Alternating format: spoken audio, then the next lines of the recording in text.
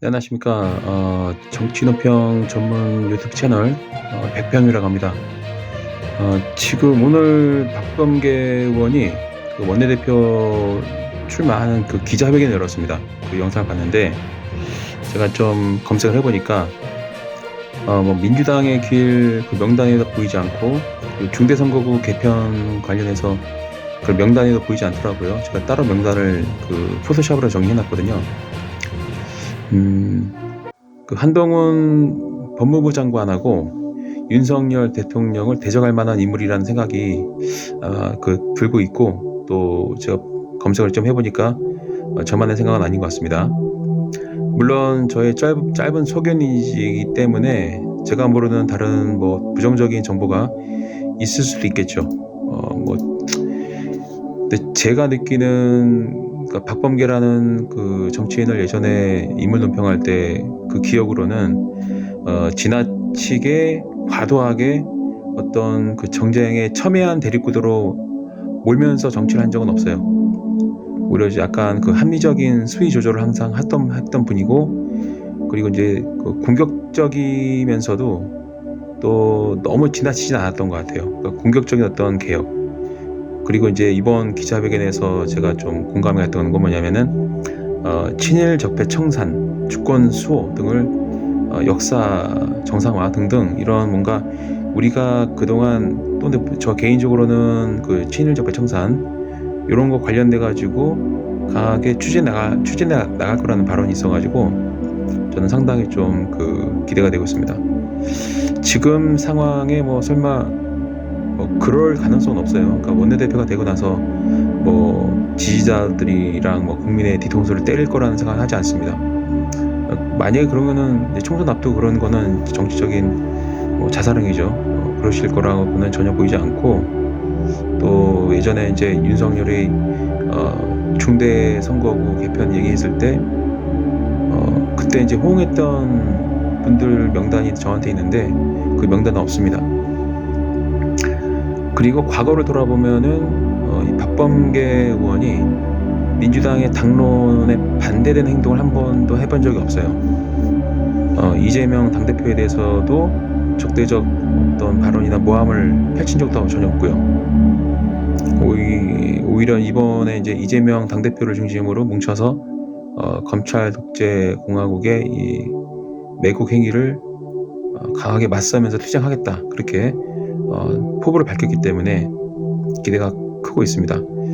현재 박홍근 의원도 뭐 정치적 노선이 이재명 당대표와 같습니다. 근데 좀 더 강한 공격적인 그런 투쟁적인 원내대표가 필요한 시점이기도 합니다. 왜냐하면 국가적 위기가 커지고 있으니까요.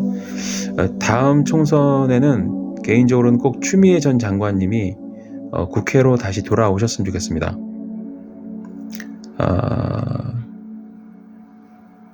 총선 후에 이제 탄핵 추진하는 거는 사실 뭐 추미애만한 인물이 없거든요. 이런 말씀 드리긴 좀, 그러니까 이게 잘못 또 들리면은 왜곡해서 막 이렇게 비판하는 분들이 계실 수 있는데, 그 좀 조심스럽게 말씀드리지만 추미애만큼 탄핵 추진의 전문가도 없어요. 강력한 힘을 가진 분도 계시고 안 되는 것도 되게 만들 정도로 이 탄핵에 있어서는 거의 뭐 저는 전문가라고 생각합니다. 그래서 추미애 전 장관, 이재명 당대표, 박범계 원내대표, 이렇게 삼각구도가 만들어지면 매우 강력한 개혁이 추진될 거라고 생각합니다.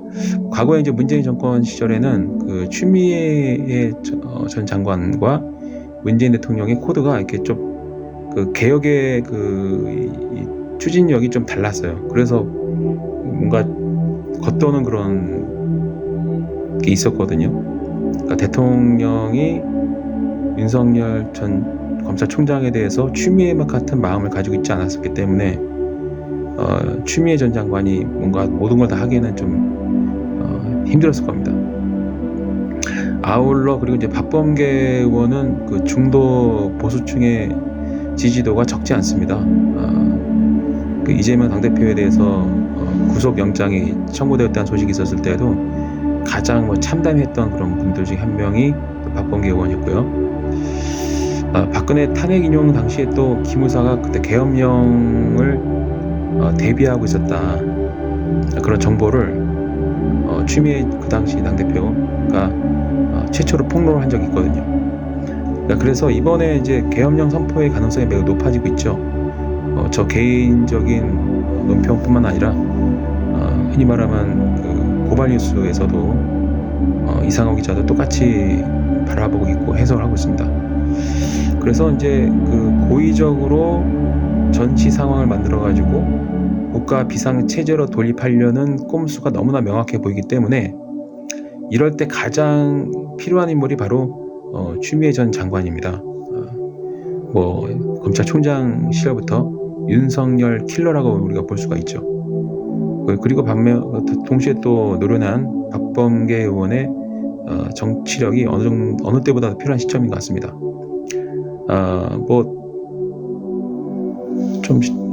약간 넋두리게 말하자면 박범계 의원이 한동훈을 잡고 추미애 전 장관하고 박범계 의원이 또 손을 잡고 윤석열을 잡아나가고, 또 민주당을 포함해서 범진보의 통합을 이재명 당대표가 이끌어 나간다면 우리는 역대 어느 때보다도 지금 위기가 극대화되고 있는 지금의 국가적 위기, 민족적 위기, 역사적 위기, 주권 위기, 국방 위기, 민주주의 위기, 이런 그 총체적인 위기를 극복해 나갈 수 있을 거라는 생각이 듭니다. 그리고 아울러 촛불 민주 시민들께서는 힘드시더라도 토요일 날 좀 시간 내셔가지고 투쟁을 좀 계속 이어나가실 필요 있을 것 같습니다. 힘들어도 어쩔 수가 없습니다. 그 반쪽의 지지를 받고 어쨌든 대통령이 당선이 됐고 그 대가를 우리가 또 치르고 있는데, 어떤 면에서는 또 이 범민주 진보 진영의 약간 그 하나가 되지 못했던 그런 것도 아마 패배의 원인일 수 있습니다. 두 손 다 놓고 뭔가 힘이 빠져서 그러면 절대 안 되고, 지금은 서로 뭔가 헐뜯거나 그런 건 안 됩니다. 서로 이제 부족한 건 채워나가고 잘못된 거는 이제 바로 잡아가면서 하나가 되어가지고 우리 민주 시민들께서는 이왕이면 태극기를 들고 촛불을 들고 촛불 행동에 나서주면 정말 좋고요. 그리고 아까도 제가 방송했지만은 이건 이제 방송 마무리할 때 말씀드린 거예요. 태극기와 촛불을 들고 단지보를 등에 걸치고 그렇게 집회를 이어가고 있는 시민들 향해서는요, 아무리 대통령의 명령이 있어도요, 이 군경은 발표하지 못하고 무력을 쓸 수가 없습니다. 왜냐하면 태극기를 들고 있는 국민을 몽둥이로 때린다? 그럼 태극기가 땅에 떨어져서 짓밟힙니다. 오늘 제가 수요 집회에 나갈 때 태극기를 들고 나가잖아요. 항상 태극기를 들고 있으니까 이 친일파애들도 되게 표정이 이상해요. 어색한 거지. 태극기는 자기들만 들어야 되는데 내가 들고 딱 수요 시위를 지켜주니까 빨갱이란 말을 못해요. 그리고 이 경찰도 태극기 들고 있으니까 되게 불편해하는 거야.